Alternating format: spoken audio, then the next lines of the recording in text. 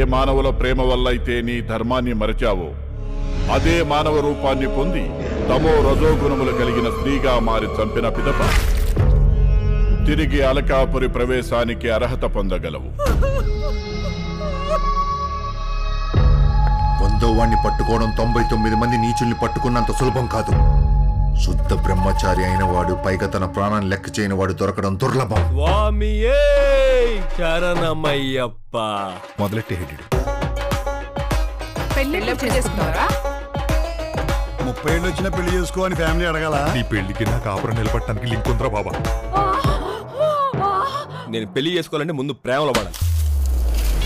ప్రేమదే ఉందిరా, పెళ్లి చేసుకున్న తర్వాత కూడా 10 మంది కలుగుద్ది.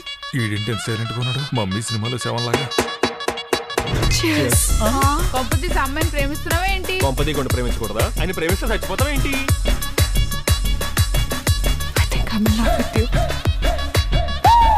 అన్నగారు ముద్దు పెట్టుకున్నామని కూడా చెప్పారు. ముద్దు మాత్రమే పెట్టుకున్నాం, ఇంకేం పెట్టుకోలేదు. వాట్ చీదినమ్మ జీవితం.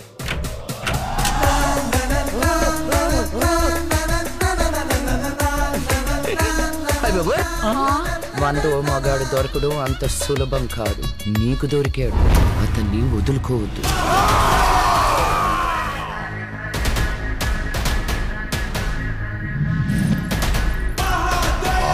మాయా నా సొంతం.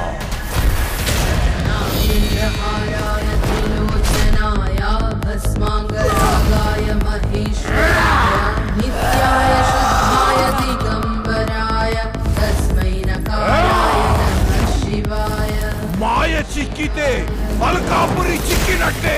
అల్కాపురిని కాపాడటం నా బాధ్యత. ఆ బాధ్యత కోసం నేను దేన్ని లెక్క చేయను.